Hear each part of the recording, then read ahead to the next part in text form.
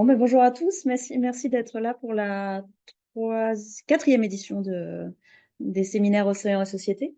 On accueille aujourd'hui Valérie Bourré-Evenot, qui est maître de conférence à Nantes Université, qui a été membre du groupe de travail sur l'élévation du niveau de la mer à l'Association de droit international, et qui va nous présenter justement aujourd'hui une présentation sur ce thème et sur les conséquences juridiques en droit de la mer, notamment de l'élévation du niveau de l'océan. Bien, merci beaucoup. Bonjour à tous d'abord. Et puis, je remercie très chaleureusement Marie Guimozane pour cette invitation et puis Gaëlle Guéguin-Alouette pour son accueil et pour ce déjeuner. Je suis très contente de venir à Brest. La dernière fois, on en parlait tout à l'heure, mais la dernière fois que je suis venue, c'était en 2019, c'était pour parler des contentieux de délimitation maritime lors des journées d'histoire navale qui étaient consacrées aux limites et frontières en mer. Et donc aujourd'hui, il va encore être question de limites et frontières maritimes, mais en partant d'un autre angle d'attaque, puisqu'on va évoquer un phénomène que plus personne ne peut ignorer, hein, l'élévation du niveau de la mer.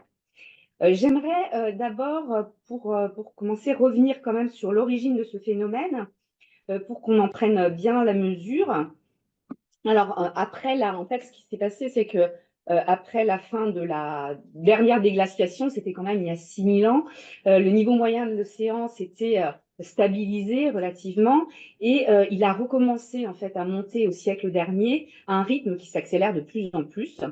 Et si on se fie par exemple au rapport du GIEC, le niveau de la mer a augmenté d'une vingtaine de centimètres depuis le début du XXe siècle, dont 10 centimètres depuis le début des mesures par satellite. On le voit ici sur le schéma. C'est un schéma qui a été établi par la NASA. Donc, ce qui veut dire que depuis les années 1990, le taux de croissance est 10 fois plus rapide que par rapport à celui des 1000 dernières années. En fait. Donc, on a une véritable accélération.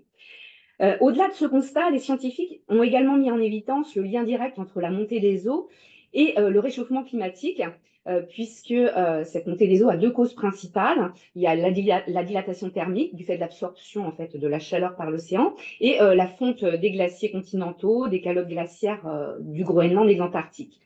Et surtout, même si le niveau de la mer s'élèvera plus ou moins vite en fonction de la quantité de gaz à effet de serre qui sera émise dans le futur, on est certain aujourd'hui qu'il continuera d'augmenter dans les années, même dans les siècles à venir, y compris si on arrive à arrêter complètement les émissions de gaz à effet de serre. Alors certes, l'intensité du phénomène varie selon les régions. On a des outils, alors j'ai mis un petit lien, là vous avez le lien vers Flood, Firetree. En fait, on a des outils sur Internet qui permettent de faire des simulations assez réalistes. Hein, donc, si vous voulez aller voir ces perspectives, vous pouvez mettre par exemple 1 mètre ou 2 mètres d'élévation et vous voyez un peu ce que ça peut causer en termes à l'échelle du globe. Alors, si l'Amérique du Nord et l'Europe du Nord sont aussi concernées, hein, puisqu'en France, on a à peu près 500 communes, 20% du littoral qui sont menacés, la montée des eaux est quand même beaucoup plus rapide dans le Pacifique Ouest, par exemple. Il touche particulièrement l'Asie, où il produit déjà des effets délétères sur les territoires des États côtiers de faible altitude, je pense au Bangladesh, par exemple, et bien sûr sur les petits États insulaires en développement à faible dénivelé, dont une grande partie de la population est concentrée le long des côtes. Alors, ce sont d'ailleurs ces petits pays qui, dès la fin des années 80, ont alerté la communauté internationale sur la situation, déjà hein, dans la déclaration de Malé de 1989. Et il y a donc près d'1 milliard de personnes qui vivent en zone côtière qui risquent d'être exposées à l'érosion, aux inondations, à la détérioration de leur habitat, infrastructures, patrimoine culturel, les écosystèmes côtiers, à la salinisation des ressources d'eau douce, des terres agricoles. Et beaucoup de ces personnes vont être contraintes de migrer, ça a déjà commencé hein, d'ailleurs, que ce soit à l'intérieur de leur pays ou vers l'étranger. S'agissant des États atoliens comme Tuvalu, hein, dont vous voyez une photo ici sur la diapo, Tuvalu ou les Maldives, c'est même l'intégralité de leur territoire qui pourrait se retrouver sous les eaux dans les décennies à venir.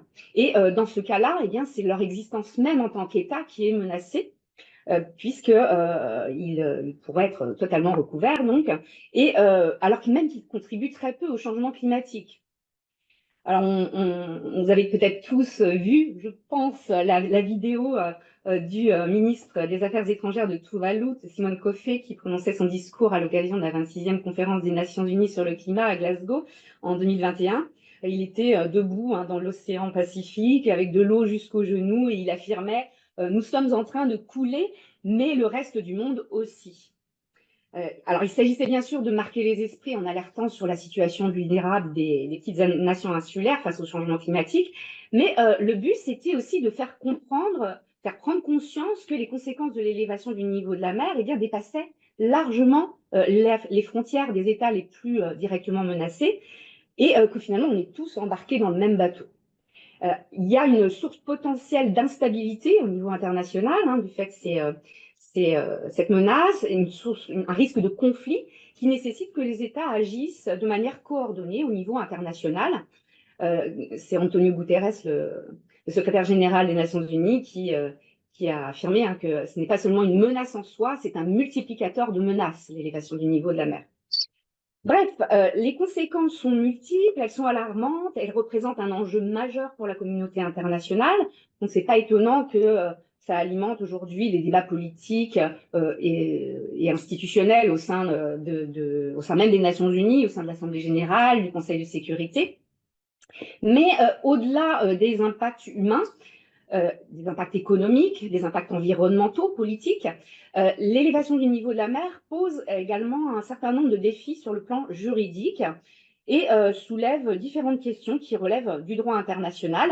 Par exemple, quelles sont les conséquences juridiques de la submersion de régions côtières sur les lignes de base qui sont définies par l'État côtier? Est-ce que ça a une incidence sur ses droits, ses obligations dans les espaces maritimes adjacents?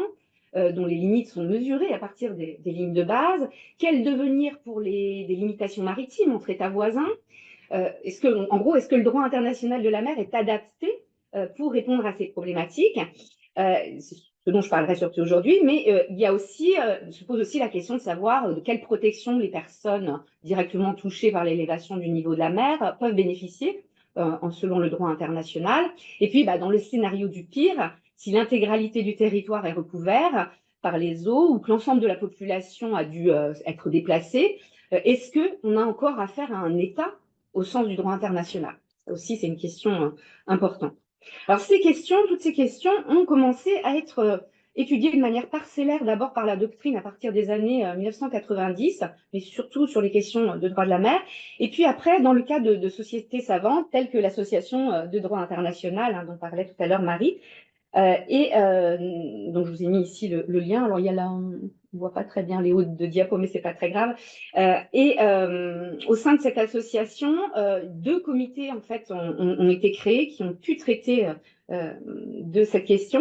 Le sujet de l'élévation du niveau de la mer a d'abord été examiné par un premier comité. C'est le comité chargé de la question des lignes de base en droit international de la mer. C'est un comité qui avait été créé en 2008.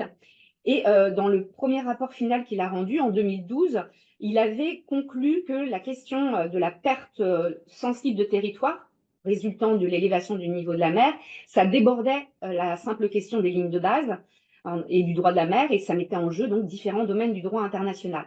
Donc c'est pour ça qu'a été créé un deuxième comité en 2012, un nouveau comité chargé, lui, d'étudier la question de l'élévation du niveau de la mer en tant que telle au regard du droit international dans ses différents aspects. Et c'est à ce comité que j'ai eu l'honneur de participer. J'ai participé aux travaux du deuxième comité donc ces dernières années. Je l'ai rejoint en cours de route, je n'étais pas depuis 2012, mais c'est ce nouveau comité qui a finalement décidé d'orienter ses travaux autour de trois grands axes. Ce sont ceux que j'ai évoqués tout à l'heure, le droit de la mer, l'immigration forcée et les droits de l'homme, et puis la question liée à la survivance de l'État et à la sécurité internationale. Ce comité a rendu plusieurs rapports, des rapports intérimaires, jusqu'au rapport final qui a été approuvé par l'association l'année dernière à Athènes, fin juin 2024 donc. Mais il y en a eu d'autres entre-temps, je ne vous les ai pas tous indiqués sur la diapo, sachant que parallèlement à ces travaux donc, de l'ADI ou de l'ILA, je vais pouvoir les deux termes, il y a une autre instance internationale qui a décidé de se pencher sur la question, Je veux parler de la Commission du droit international, qui est un organe de l'ONU, un organe subsidiaire de l'Assemblée générale des Nations unies, qui est composé d'experts indépendants et qui est chargé de la codification et du développement progressif du droit international. Et donc la CDI a décidé en 2018 de recommander l'inscription du sujet l'élévation du niveau de la mer au regard du droit international à son programme de travail à long terme et l'a même inscrite l'année suivante, ce qui est assez exceptionnel en fait dans le travail de la commission, d'inscrire aussi vite un sujet à un travail en cours. Dès l'année suivante, il l'a inscrit au programme de travail en cours en créant un groupe d'études à composition limitée sur le sujet.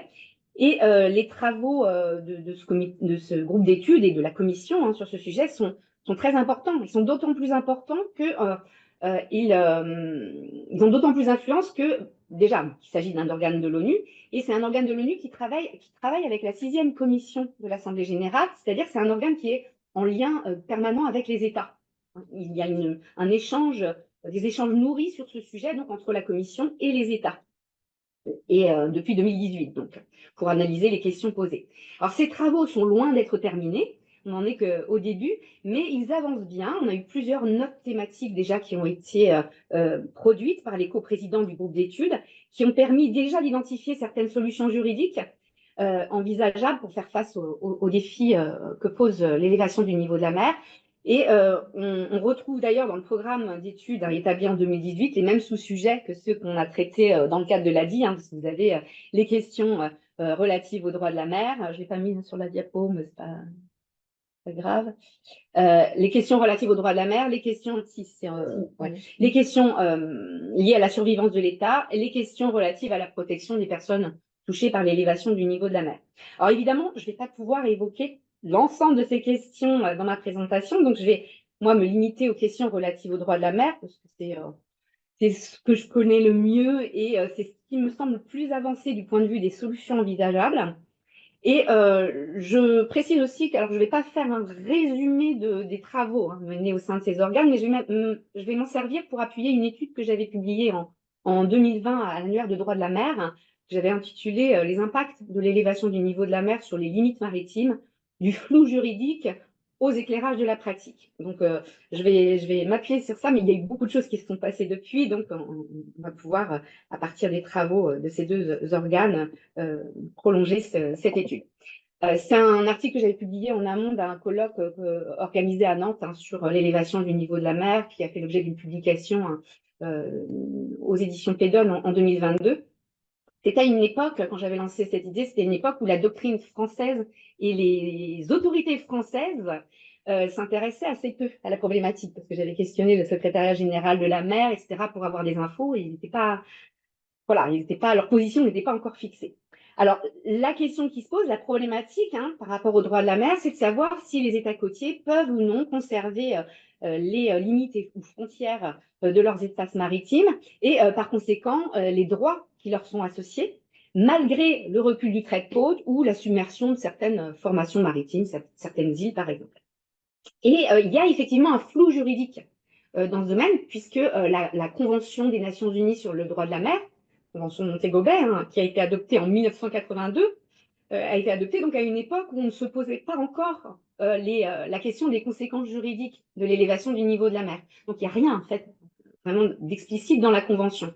Et donc à partir de là, il y a eu des interprétations divergentes qui ont émergé s'agissant de savoir si le tracé des lignes de base, qui conditionne celui des limites extérieures des zones maritimes, doit évoluer ou pas en fonction des variations du niveau de la mer, et puis quelles conséquences en tirer aussi du point de vue des délimitations entre États, que ce soit des délimitations conventionnelles, donc par accord, ou bien des délimitations décidées par les instances judiciaires, les juridictions internationales.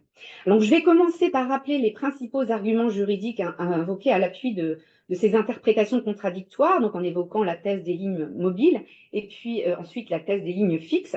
Et puis on verra ensuite comment les États s'en sont saisis, en fait, de tous ces arguments, s'en sont saisis dans la pratique qui sera un élément déterminant, en fait, pour pouvoir dépasser ces contradictions et pour pouvoir clarifier le droit applicable. Alors, s'agissant de la thèse des lignes mobiles ou ambulatoires, selon cette thèse, en fait, toute élévation significative du niveau de la mer devrait conduire l'État côtier à revoir le tracé de ces lignes de base, et ce qui entraînerait par là même une révision des limites extérieures de chacun des espaces maritimes, voire aussi une remise en cause des frontières maritimes entre États. Donc, s'agissant des lignes de base, d'abord, qu'il faudrait adapter en fait à la nouvelle réalité géographique. Bon, là, je vous ai mis un schéma un peu des différents types de lignes de base qu'on peut trouver. Vous avez différents donc, types de lignes de base qui sont toutes en fait susceptibles d'être impactées par l'élévation du niveau de la mer parce qu'elles prennent toutes appui sur une réalité géographique et qui peut subir des modifications du fait de la montée des eaux. La côte ou bien une île, un haut fond découvrant peut être recouvert par cette élévation du niveau de la mer. Or, d'après l'article 5 de la Convention des Nations Unies sur le droit de la mer, CNUDM, la ligne de base normale, c'est la laisse de basse mer le long de la côte, telle qu'elle est indiquée sur les cartes marines à grande échelle reconnues officiellement par l'État côtier.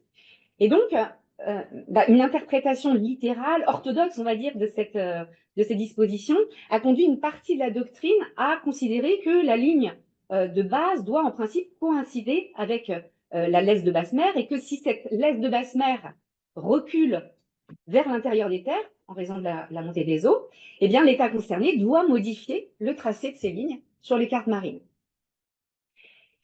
C'est d'ailleurs la conclusion à laquelle était arrivé le premier comité de l'Association de droit international, celui sur les lignes de base. Il avait conclu à ce caractère mobile des lignes de base, tout en admettant que ce n'était pas une solution satisfaisante pour les États qui ont des côtes de basse altitude. S'agissant du Bangladesh, par exemple, il a estimé qu'une élévation d'1 mètre du niveau de la mer, ça submergerait environ 15% de son territoire. Donc on imagine après l'impact que ça pourrait avoir aussi sur les espaces maritimes au-delà. Certains États ont aussi, puisque là on parle de lignes de base normales qui suivent la laisse de basse mer, mais certains États ont la possibilité d'établir des lignes de base droites. Alors on en voit quelques illustrations sur la carte ici, des lignes de base droite qui vont rejoindre en fait des points appropriés s'ils remplissent des conditions qui sont prévues dans l'article 7 de la Convention des Nations Unies sur le droit de la mer. Alors je vous le mets ici, bon, c'est pas très, c'est un peu, ça vient un peu en vrac comme ça, mais en fait, c'est-à-dire lorsque les côtes sont profondément échancrées ou s'il existe un chapelet d'îles en fait le long de la côte, c'est ce que disent les paragraphes 1 et 3 en fait de cet article, et il pourra donc dans ces cas-là rejoindre les points, soit les points sur les îles, soit les points les points les plus qui vont plus vers le large de ces côtes échancrées. Mais alors, qu'est-ce qui se passe si la montée des eaux, par exemple, conduit à submerger certaines de ces formations maritimes qui ont servi de point d'appui au tracé des lignes de base, par exemple des îles, des hauts fonds découvrants si l'État doit adapter en fait ces lignes à la nouvelle réalité géographique, eh bien, ça risque de bouleverser encore de manière plus radicale le tracé initial des lignes de base. La seule exception qu'on trouve dans le paragraphe 2 de l'article 7, la seule exception expressément mentionnée dans la Convention concerne les côtes extrêmement instables en raison de la présence d'un delta et d'autres caractéristiques naturelles. Il est précisé dans ces cas-là que les lignes de base qui ferment en fait l'entrée du delta, elles peuvent rester en vigueur tant qu'elles n'ont pas été modifiées par l'État côtier conformément à la Convention. Et ce, même en cas de recul ultérieur de la laisse de basse mer. C'est la seule mention qu'on trouve, la seule référence qu'on trouve en lien avec un recul de la mer dans la Convention. Alors cette disposition, elle a pu aussi être interprétée à contrario, du coup, par la thèse des lignes, en faveur de la thèse des lignes mouvantes. Elle a pu être interprétée à contrario comme impliquant que les autres lignes de base droite, elles doivent évoluer en fonction de la géographie de la côte. Alors, il y a aussi un dernier type de ligne de base qui peut être particulièrement impacté par l'élévation du niveau de la mer, ça concerne les États archipels, puisque ces États, en vertu de l'article 47 de la Convention de Montego Bay, peuvent normalement donc tracer des lignes de base qui relient les points extrêmes des îles de l'archipel. Je vous ai mis ici un exemple de l'archipel indonésien, voyez, là, on va avoir des lignes de base archipélagiques qui est autour, en fait, hein, des différentes îles enfin, qui englobent les différentes îles de l'archipel. Et donc, s'agissant de l'article 47, c'est un article qui impose des critères très stricts, en fait, pour pouvoir opter pour ce tracé de ligne de base archipélagique, qui permettra de bénéficier d'eau archipélagique de pleine souveraineté à l'intérieur. Et donc, la perte de points de base clés, par exemple la submersion d'une île ou d'un haut fond des courants, eh bien, ça peut compromettre la capacité même d'un État à revendiquer le statut d'État archipel. Et il risque de perdre comme ça un certain nombre d'espaces maritimes sous souveraineté. C'est une menace qui est loin d'être virtuelle, par exemple, pour des États comme l'Indonésie, les Kiribati ou les Maldives. En tout cas, quel que soit le système de ligne de base choisi, eh bien, le fait de les déplacer va avoir des répercussions sur les limites extérieures des espaces maritimes sous souveraineté ou juridiction. Du moins si on s'en tient là encore à une interprétation stricte de la Convention de Montego Bay. Alors, ça, c'est lié aussi à un principe qu'on connaît bien en droit de la mer, c'est le principe selon lequel la terre domine la mer, donc les droits maritimes, en fait, qui s'exercent en mer, découleraient de la souveraineté de l'État sur le territoire terrestre, ou au moins sur son littoral. Et donc, les espaces maritimes qui se trouvent sous la souveraineté ou la juridiction des États côtiers sont censés correspondre aux projections côtières vers le large, dans les strictes limites le strict respect des limites imposées par la Convention.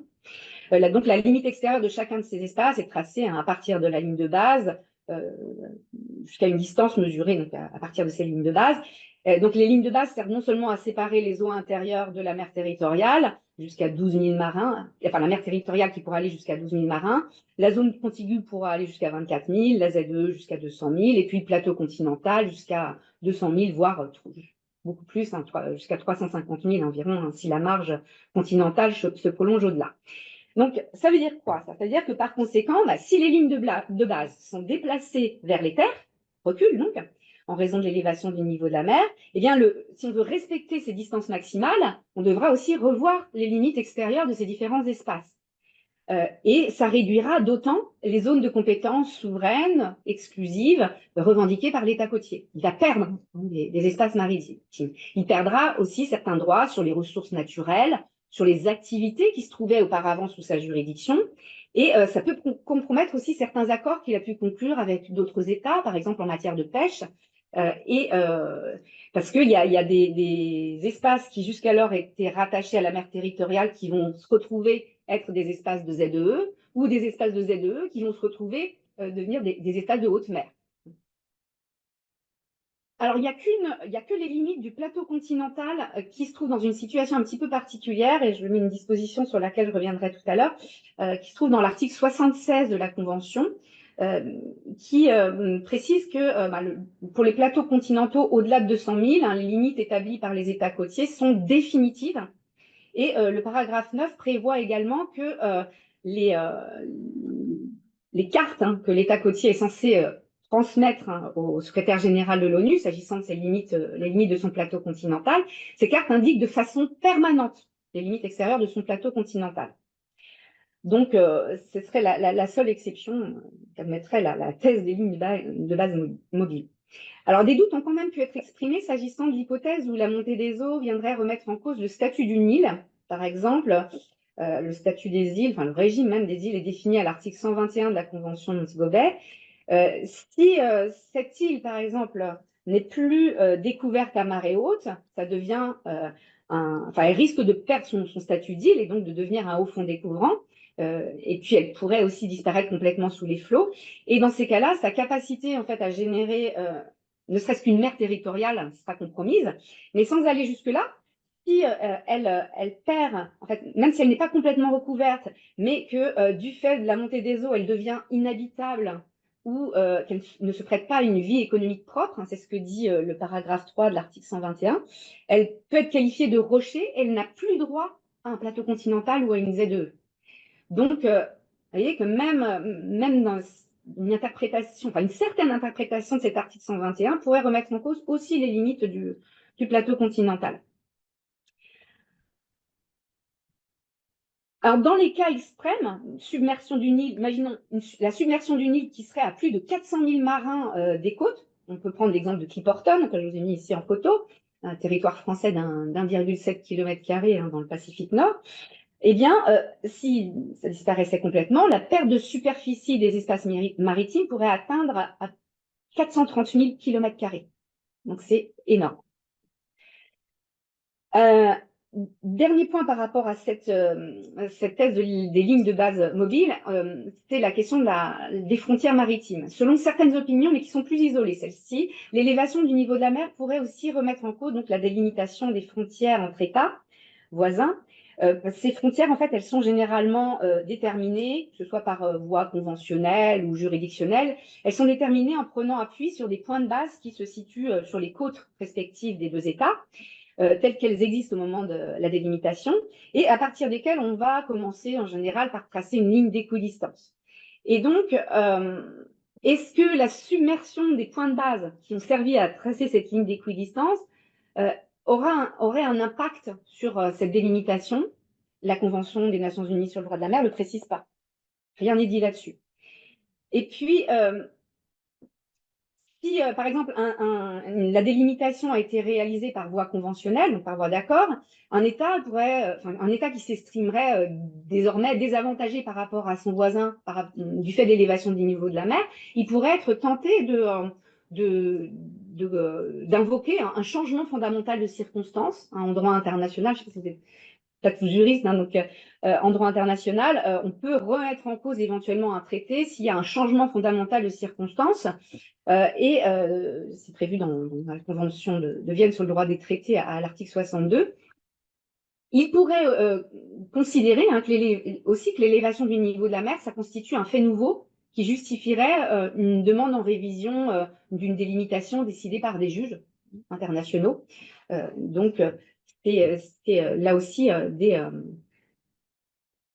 des risques que certains ont avancés. La contestation pourrait aussi venir d'États tiers, pas forcément des deux États qui ont délimité, deux États voisins qui ont délimité leurs frontières, mais des États tiers qui auraient des intérêts dans la zone concernée et qui estimeraient que du fait de l'élévation du niveau de la mer, eh bien, il y a des zones qui sont devenues des zones de haute mer. Et ils voudraient y venir y pêcher librement, etc. Donc ça peut aussi être là une source de conflit. Ce dont on est certain, c'est que dans les cas où les frontières maritimes entre États voisins n'ont pas encore été délimitées, eh bien, la montée des eaux pourrait remettre en cause leurs revendications parce que, en fait, les tribunaux internationaux, par exemple, quand ils délimitent une frontière entre deux États, ils prennent en compte la réalité géographique au moment où ils effectuent la délimitation, sans se préoccuper de savoir si celle-ci a évolué ou si elle serait amenée à évoluer dans les années à venir.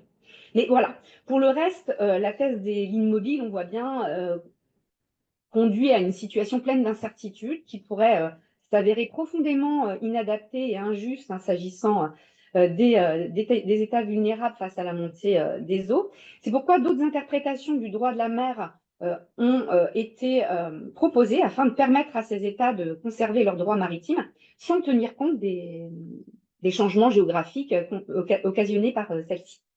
Alors, la thèse des lignes fixes, elle s'appuie essentiellement sur une interprétation qu'on peut qualifier de les défauts de mon PowerPoint qui s'est fait un peu dans la précipitation. Ils s'appuient sur une interprétation qu'on peut qualifier de téléologique de la Convention de Montego Bay, c'est-à-dire qu'il prend en compte les objectifs, l'objet et le but de la Convention. Cette interprétation pourrait permettre de relire dans une perspective finaliste, voire évolutive, la Convention pour tenir compte du changement, du contexte actuel du changement climatique. Donc comme tout traité international, en fait, la Convention de Montego Bay doit être interprétée de bonne foi suivant le sens ordinaire attribué au terme du traité, mais dans leur contexte et surtout à la lumière de son objet et de son but. Ce qui suppose de regarder un petit peu ce que dit la Convention dans son préambule concernant l'objet et le but de la Convention. Alors, ça va être un peu là aussi mis en vrac, mais je vous résume un petit peu l'idée qui est sous-jacente à cela. Le but de la Convention, les objectifs de la Convention, c'est notamment de renforcer la paix, la sécurité, la coopération, les relations amicales entre les nations, conformément au principe de justice, d'égalité des droits. Il faut tenir compte des intérêts et des besoins de l'humanité dans son ensemble, favoriser le progrès économique et social de tous les peuples du monde en tenant compte des intérêts et des besoins particuliers des pays en voie de développement. Donc, il est clair là que certains pays sont déjà bien plus touchés que d'autres par la montée du niveau de la mer, notamment les petits États insulaires en développement. Et ce sont, on l'a dit, ceux qui ont souvent le moins contribué au changement climatique. Donc, s'ils perdent en plus une partie importante de leurs espaces maritimes, alors qu'ils dépendent beaucoup des ressources naturelles qui se trouvent dans ces espaces, eh bien, les objectifs de justice, les objectifs d'équité, de progrès économique et social, risquent d'être sérieusement mis à mal. Ça heurterait aussi leur souveraineté, dont il doit être tenu compte, hein. Souveraineté, puisque ça porterait ça serait contraire au principe de souveraineté permanente sur les ressources naturelles, c'est un principe coutumier, et ça inclut évidemment les ressources marines. Par ailleurs, ces États n'ont pas forcément les moyens de protéger physiquement leurs côtes, contrairement aux pays plus riches qui investissent parfois des sommes colossales hein, dans la construction de digues, de fortifications, de travaux hein, pour protéger leur territoire. Et s'il fallait en plus qu'ils révisent leur carte marine, ça coûterait cher, ça accentuerait encore les inégalités. Autre point important qui concerne là tous les États côtiers, si la mer avance et donc grignote les terres, eh bien, dans ce cas-là, donc l'État en question va perdre d'importantes compétences dans les espaces adjacents, des compétences normatives, d'exécution, par exemple en matière de gestion, de conservation des ressources, en matière de protection de l'environnement marin, en matière de sécurité de la navigation aussi. Et donc, ça créerait des incertitudes juridiques pour les acteurs du monde maritime. Ça pourrait conduire à des tensions, voire à des conflits entre États. Or, la Convention, elle dit, elle est censée contribuer au renforcement de la paix et à la sécurité. Donc, la stabilité et la sécurité juridique, on parle aussi de certitude et prévisibilité juridique, c'est considéré comme inhérent à la Convention de Montego Bay. Et ça doit en guider l'application. C'est donc, je dirais, la stabilité et la sécurité juridique, c'est même l'argument principal, en fait, sur lequel s'appuient les lignes de base fixes. C'est ce qui peut permettre de garantir, c'est la thèse des lignes de base fixes qui peut permettre de garantir la stabilité juridique et d'éviter les conflits. Dès lors, si on interprète la Convention de Montego Bay à l'aune de ces objectifs, il est possible de soutenir que la Convention permet aux États de maintenir les lignes fixes et donc l'intégrité de leurs espaces maritimes. Et c'est la voie qui a été encouragée par le comité de l'Association du droit international sur l'élévation du niveau de la mer. C'est celle qui est suivie aussi actuellement par le groupe d'études de la Commission du droit international. Hein. Vous pourrez, si vous souhaitez, aller voir le rapport de synthèse qui a été publié la semaine dernière et que j'ai lu dont j'ai dû lire les 120 pages très rapidement ce week-end pour pouvoir voir un petit peu où ça en était. Et donc là, bon, je vais aller assez vite là-dessus, mais en fait, si on reprend les articles que j'ai déjà cités tout à l'heure, par exemple l'article 5, même avant de parler de l'article 5, d'abord, il faut souligner que la Convention n'exige pas explicitement que les lignes de base, que les limites maritimes soient révisées du fait de l'élévation du niveau de la mer, puisqu'elle n'a pas anticipé le phénomène. On peut considérer donc que les États ont une certaine liberté en la matière. Et si, par exemple, on reprend l'article 5, il définit la ligne de base normale comme la laisse de basse mer le long de la côte telle qu'elle est indiquée sur les cartes marines à grande échelle reconnues officiellement par l'État côtier, la Convention n'impose pas explicitement une mise à jour régulière de ces cartes. S'agissant des lignes de base droite, c'est pareil, et des limites extérieures d'ailleurs des zones maritimes qui en découlent. La Convention impose, c'est dans l'article 16, la Convention impose que celle-ci soit indiquée sur des cartes marines ou dans des listes de coordonnées géographiques qui doivent être communiquées au secrétaire général de l'ONU. Mais elle ne prévoit pas du tout l'obligation de tracer, de notifier de nouvelles lignes de base ou de nouvelles limites lorsque la géographie côtière change. L'État qui a établi ces cartes ou ces coordonnées peut donc très bien décider de les conserver et ainsi de geler geler ses lignes de base, geler les limites extérieures qu'il a établies conformément à la Convention, de manière à assurer une certaine stabilité, sécurité juridique, tout en préservant par la même occasion ses droits maritimes. Alors, il a aussi été suggéré d'interpréter de manière extensive l'article 7, paragraphe 2, dont je vous parlais tout à l'heure, qui concernait plutôt le cas des deltas. C'est le cas des côtes particulièrement instables du fait de deltas. Ça permet, on avait vu, hein, aux États qui se retrouvent dans cette configuration de ne pas avoir à revoir la ligne de base à l'entrée du delta et de la maintenir. Mais l'objectif de cet article, c'était pas de favoriser les États concernés, c'était plutôt de garantir que les limites ne soient pas sans cesse modifiées du fait de cette instabilité naturelle. Alors pourquoi est-ce qu'un État dont la côte change constamment du fait de la montée du niveau de la mer ne pourrait pas invoquer lui aussi cette instabilité naturelle pour maintenir ses lignes de base? Ça servirait, hein, en tout cas, l'objectif de stabilité juridique visé par la Convention. S'agissant par ailleurs des limites extérieures des espaces maritimes sous souveraineté ou juridiction, on a parlé tout à l'heure des limites du plateau continental évoquées dans l'article 76. On a vu que les États indiquent de façon permanente les limites de leur plateau continental.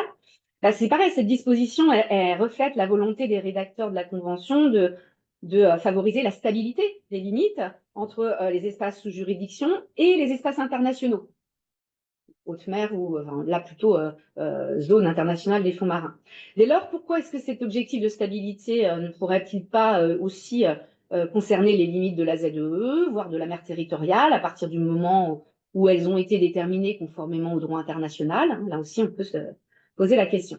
En tout cas, c'est une interprétation qui serait extensive, hein, évidemment, de cette disposition, mais elle pourrait s'inspirer d'une théorie, la théorie des eaux historiques, telle qu'elle a été reconnue précédemment par la Commission du droit international. Alors, on a eu une jurisprudence il y a quelques années, un arbitrage qui a été rendu dans le contentieux entre les Philippines et la Chine en 2016, l'arbitrage relatif à la mer de Chine méridionale. C'est vrai que cet arbitrage a un peu relativisé la thèse la théorie des eaux historiques, mais il y a certains passages intéressants dans cette sentence qui est consacrée au régime des îles et qui pourrait conduire à une interprétation plus souple de l'article 121 consacré aux îles que j'évoquais tout à l'heure là aussi, et notamment à son paragraphe 3, s'agissant des critères d'habitabilité ou de viabilité économique de l'île pour pouvoir revendiquer une ZEE ou un plateau continental. Une interprétation qui permettrait de ne pas requalifier une île en rocher en cas d'inondation partielle de celle-ci.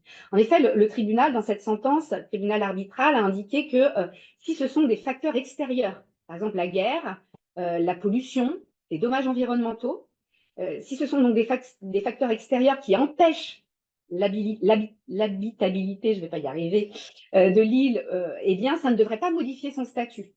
Donc, est-ce qu'on ne pourrait pas considérer que l'élévation du niveau de la mer due au changement climatique anthropique, ça ne pourrait pas constituer un tel facteur? Donc là aussi, on pourrait avoir une relecture de cet article dans une perspective téléologique. Toujours dans une perspective téléologique, l'élévation du niveau de la mer ne devrait pas remettre en cause non plus les délimitations maritimes négociées entre États voisins ou décidées par une juridiction internationale, parce que ces délimitations, qu'elles soient terrestres ou maritimes, eh bien, elles visent à assurer la stabilité, la sécurité juridique dans les relations internationales, comme l'a bien souvent rappelé la jurisprudence internationale, que je ne vais pas citer ici. C'est l'idée de l'article 62 de la Convention de Vienne sur le droit des traités, que j'évoquais tout à l'heure, quand je parlais de la question du changement fondamental de circonstances, à l'occasion des lignes de base mobiles. Il faut savoir que dans cette disposition qui concerne le changement fondamental de circonstances, il y a des exceptions dans lesquelles on ne peut pas invoquer un changement fondamental de circonstances. C'est lorsqu'il s'agit d'un traité qui établit une frontière. Donc, il y a eu un débat pour savoir si ça concernait uniquement les frontières terrestres ou les frontières maritimes, mais aujourd'hui, il est largement admis que ça concerne aussi les frontières maritimes. Donc, logiquement, on ne peut pas invoquer le changement fondamental de circonstances pour remettre en cause ces frontières. c'est le principe pacta sunt servanda, c'est-à-dire le principe de respect de la parole donnée, qui devrait prévaloir, et celui-ci impose donc de respecter l'accord de délimitation. Et puis, s'agissant des délimitations juridictionnelles qui ont été décidées par les tribunaux internationaux, le principe, c'est celui de l'autorité de la chose jugée. À ma connaissance, il n'y a eu aucun recours, en fait, jusqu'à présent, aucun recours en révision pour un motif basé sur un fait nouveau, pour l'apparition d'un fait nouveau qui nécessiterait de revoir la décision des juges. En tout cas, pas par rapport à un fait nouveau qui serait l'élévation du niveau de la mer. Donc, dans l'intérêt de la stabilité juridique, c'est le principe de l'immutabilité des frontières qui devrait pouvoir s'appliquer aux frontières maritimes légalement établies. En tout cas, vous voyez, on a des interprétations divergentes possibles, et pour essayer d'éclairer un peu le débat, c'est vers la pratique que se sont orientées la doctrine, les institutions compétentes que j'évoquais tout à l'heure, l'ADI et la Commission du droit international, pratique qui est censée refléter la position des interprètes authentiques de la Convention de Montego Bay. Les interprètes authentiques, ce sont les États. Donc, on va, pour terminer, évoquer cet éclairage de la pratique. Je regarde un peu le prompteur, ça devrait aller. Je vais pas trop vite, ça va? Dites-moi si... Bon. Alors, l'éclairage de la pratique, avant de présenter les tendances récentes qui se dégagent de cette pratique quant aux questions juridiques posées par l'élévation du niveau de la mer, je voudrais quand même brièvement rappeler, parce que tout le monde n'est pas forcément juriste ici, pourquoi l'examen de cette pratique est important dans la détermination du droit applicable. Donc, juste quelques mots là-dessus, sur la double fonction de la pratique. La pratique, elle peut jouer un double rôle dans le développement du droit international, parce que soit elle peut contribuer à l'émergence d'une nouvelle coutume internationale. La coutume, c'est avec les traités, les deux principales sources de droit international. Pour ça, il faut un certain nombre de conditions soient remplies, qu'on trouve à l'article 38 du statut de la Cour internationale de justice. La coutume, pour l'identifier, il faut une pratique générale, c'est l'élément matériel, et il faut que cette pratique soit acceptée comme étant le droit, on qualifie d'éléments psychologiques ou d'opinio iuris. Et donc, dans ces cas-là, si une nouvelle coutume apparaît, eh bien, on peut estimer que même si on interprétait la Convention de Montego Bay selon les lignes de base mobile, eh bien, cette nouvelle coutume, si elle revendiquait l'idée qu'il faut geler les limites, eh bien, elle pourrait se substituer en fait à l'interprétation donnée de la Convention, et donc elle pourrait permettre de faire évoluer le droit. Elle pourrait répondre en tout cas aussi aux lacunes du droit existant et pallier les impacts négatifs donc pour les États vulnérables. Elle pourrait aussi conforter une interprétation en faveur de la permanence des lignes. Mais voilà, c'est un des premiers rôles de la pratique. Et c'est vrai que l'idée initiale des auteurs qui ont critiqué la thèse des lignes mouvantes, y compris la position du comité de l'Association du droit international, au départ en tout cas, et la position aussi de la Commission du droit international au début de ses travaux, c'était de dire que pour remettre en cause la thèse des lignes mobiles, eh bien, il faudrait pouvoir identifier une nouvelle règle coutumière, allant dans le sens de la fixité des lignes de base et des limites et frontières maritimes. Et c'est un des rôles essentiels de la Commission du droit international que d'identifier justement les nouvelles coutumes. C'est pour ça que je vous parlais de l'importance de son rôle tout à l'heure. Elle peut proposer la codification de nouvelles coutumes. C'est aussi pour cela que les recommandations qui ont été formulées par le comité de l'Association du droit international sur l'élévation du niveau de la mer, dans son rapport adopté à Sydney, c'était en 2018, donc c'est pas le dernier rapport, mais ça s'appelait quand même rapport final à l'époque parce que ça portait sur les questions uniquement de droit de la mer. Mais dans ce rapport de 2018, le comité de l'Association du droit international se prononçait clairement en faveur du maintien des zones maritimes légalement établies, mais les propositions qu'il faisait en ce sens, il les faisait déléguer ferenda, c'est-à-dire selon le droit tel qu'on voudrait qu'il soit, mais pas tel qu'il existe réellement actuellement. Et on parlerait de déléguer l'ATA. Donc, le fait qu'il fasse ces propositions déléguées ferenda, ça voulait dire qu'il estimait que c'était peut-être quand même la thèse des lignes de base mobiles qui existait actuellement, mais qu'on pourrait peut-être la remplacer par une nouvelle coutume qui la contredirait.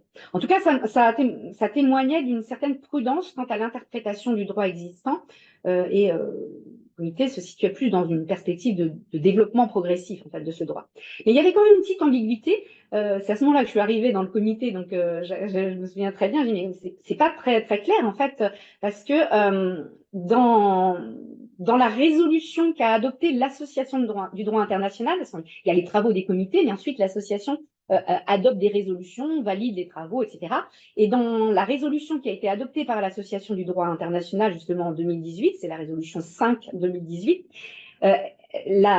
l'association approuve le rapport du comité, mais dit, je la cite, elle dit approuver l'interprétation de la Convention sur le droit de la mer proposée par ce comité, selon laquelle, je cite encore, pour des raisons de sécurité et de stabilité juridique, une fois que les lignes de base et les limites extérieures des zones maritimes d'un État côtier ou d'un État archipel ont été correctement déterminées conformément à la Convention 82, il ne devrait pas être nécessaire de recalculer ces lignes de base et ses limites si l'évolution du niveau de la mer affecte la réalité géographique du trait de côte. Et puis pareil pour les frontières maritimes. Cette même résolution approuve la proposition, je cite, dans la proposition, elle approuve l'interprétation de la Convention sur le droit de la mer en ce qui concerne la capacité des États côtiers et archipélagiques à maintenir leurs droits maritimes légitimes existants. Et ça devrait s'appliquer, ça aussi, aux frontières maritimes délimitées par des accords internationaux ou par décision de cours ou tribunaux. Donc ça m'amène à évoquer, cette approche en fait m'amène à évoquer l'autre rôle que peut jouer la pratique, cette fois dans le cadre de l'interprétation des traités, et c'est ce qui m'intéresse ici, sans remettre en cause le droit existant, sans faire apparaître une nouvelle règle, mais simplement en interprétant. La règle générale d'interprétation des traités qui est codifiée dans la Convention de Vienne sur le droit des traités, dans son article 31, donc, dispose, au paragraphe 3 de cet article, petit a, petit b, dispose, vous l'avez ici sur la diapo, qu'on doit tenir compte en même temps que du contexte du traité de tout accord ultérieur intervenu entre les parties au sujet de l'interprétation du traité, et aussi de toute pratique ultérieurement suivie dans l'application du traité. Donc la pratique peut être prise en compte pour interpréter un traité. Il peut être fait appel à cette pratique aussi comme moyen complémentaire d'interprétation. Ça, c'est plutôt dans l'article 32 de la Convention de Vienne sur le droit des traités. Toujours est-il que donc la pratique favorable au gel des lignes de base, au gel des limites, au gel des frontières maritimes, si elle est considérée comme suffisamment claire, explicite, spécifique, répétée, eh bien, ça pourrait largement conforter l'interprétation téléologique de la Convention, donc la thèse des lignes fixes. Et on peut considérer qu'en se prononçant de cette manière-là, hein, en 2018, l'Association du droit international a encouragé en fait les États à aller dans ce sens, à agir en ce sens, à développer en fait cette pratique. Donc c'est pour ça qu'on va voir ce qu'il en a été. Hein. On va voir qu'effectivement, il y a une pratique hein, qui s'est développée en faveur de la préservation des droits maritimes.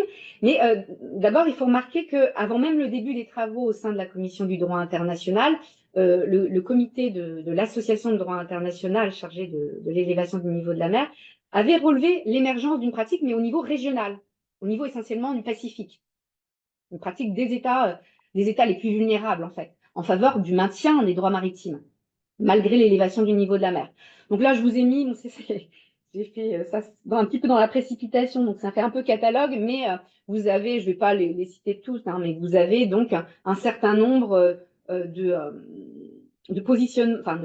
prises de position qui montrent hein, cette volonté hein, d'aller en faveur de lignes fixes. Les États insulaires du Pacifique avaient commencé déjà à faire des efforts importants, par exemple pour délimiter, sécuriser leurs zones maritimes depuis 2018 avec dans le cadre du Framework for Pacific Oceanscape. Là, c'est une stratégie adoptée dans le cadre du Forum des îles du Pacifique qui incite en fait les pays à soumettre des cartes, des coordonnées précises de leurs frontières auprès des Nations Unies, avec l'objectif affiché, hein, c'était clairement affiché dans leurs actions, de garantir ces zones, de les garantir pour qu'elles ne soient pas réduites du fait de l'élévation du niveau de la mer. Alors cet appel a été réitéré par la suite dans la déclaration de Palau en 2014, et par exemple, pour vous donner juste un exemple, les îles Marshall ont soumis des documents très, très détaillés à l'ONU qui comprennent plus de 450 pages de coordonnées géographiques et qui montrent bien leur volonté de fixer, de stabiliser leur souveraineté dans les zones sous leur juridiction ou, euh, ou souveraineté. Les dirigeants des îles du Pacifique ont aussi exprimé collectivement et répété leur volonté de sécuriser leurs frontières maritimes face aux impacts de l'élévation du niveau de la mer. Donc, on a eu plusieurs déclarations. La déclaration de Taputa Poatea en 2015. On a eu aussi, alors cette déclaration, c'est une déclaration signée par 7 leaders polynésiens, dont celui de la Polynésie française d'ailleurs. Ils ont rappelé la reconnaissance, ils ont appelé pardon, à la reconnaissance permanente des limites de leurs espaces maritimes lorsque ces limites ont été établies conformément à la Convention de Montego Bay, et ce, indépendamment donc, de la hausse du niveau des océans. Mais on peut citer aussi l'engagement de DELAP, qui a été signé par 8 dirigeants des îles du Pacifique, la déclaration de Boé et son communiqué joint qui a été adopté en 2018 par 18 pays composant le Forum des îles du Pacifique, qui se sont réunis de nouveau aussi à Funafuti en 2019. Et ils se sont dit déterminés à mener une action collective pour éviter que leur zone maritime ne soit remise en cause du fait de l'élévation du niveau de la mer. Donc, ils ont commencé à jouer vraiment un rôle de lobbying sur la scène internationale. Et en 2020, donc, les coprésidents du groupe d'études de la Commission du droit international sur l'élévation du niveau de la mer, dans la première note thématique qu'ils ont produite, eh bien, ils ont pris en compte aussi cette pratique, mais tout en estimant, comme le comité de l'ILA, que c'était trop tôt pour savoir si elle pouvait se généraliser. C'était quand même trop centré sur certains États et on ne savait pas ce que pensaient les autres. En fait. Donc c'est pour ça que la Commission du droit international, en fait, elle a invité tous les États membres de l'ONU à leur communiquer des exemples de leurs pratiques pouvant avoir un lien, même indirect, avec l'élévation du niveau de la mer. Alors, les destinataires, ils ne se sont pas tout de suite empressés de répondre à cette demande. La France a mis du temps d'ailleurs, parce que j'avais un peu mis la pression à l'époque sur le secrétariat général, qui est la France dit ce qu'elle en pense, quoi. Et donc, ça a tardé un petit peu. En 2020, il n'y avait que 8 États qui avaient adressé des informations à la Commission, plus le Forum des îles du Pacifique. Mais les petits États insulaires ont intensifié leur activité de lobbying sur la scène internationale et la pratique des États a rapidement évolué ces dernières années. Alors, le 6 août 2021, il y a eu une nouvelle déclaration du Forum des îles du Pacifique clairement sur la préservation des zones maritimes face à l'élévation du niveau de la mer. Cette déclaration de 2021 a été approuvée par d'autres organismes régionaux, je vous les ai mis là aussi en dessous, par la OSIS, par le Forum de la vulnérabilité climatique, par l'Organisation des États d'Afrique, des Caraïbes, des Pacifiques. Toutes ces organisations ont soutenu cette déclaration. Et il y a eu ensuite un point de bascule à partir de 2022. Une nouvelle tendance est apparue, puisque plusieurs grandes nations maritimes, des États industrialisés, ont commencé à clarifier leur point de vue. Ils ont commencé à adopter des politiques portant spécifiquement sur la stabilité juridique des lignes de base, des limites des zones maritimes, dans le contexte de l'élévation du niveau de la mer. Et donc, il y a eu de plus en plus d'États de tous les continents qui se sont exprimés publiquement. Alors, ça pouvait être par l'envoi des commentaires, des observations à la Commission du droit international, ça pouvait être par des déclarations faites lors des débats à la 6e commission de l'Assemblée générale de l'ONU, lors des débats organisés au sein du Conseil de sécurité, en assemblée plénière à l'Assemblée générale. Ça pouvait être aussi vous avez reçu il y a quelques semaines la juge Ida Caracciolo qui vous a parlé de la procédure consultative devant le TIDM. Eh bien, dans les exposés écrits et oraux que les États ont présenté dans le cadre des procédures consultatives devant le TIDM, mais aussi surtout même, je dirais, devant la Cour internationale de justice, ils ont pu exprimer leur position. Et c'est intéressant parce que c'est la commission des petits États insulaires qui a fait le décompte.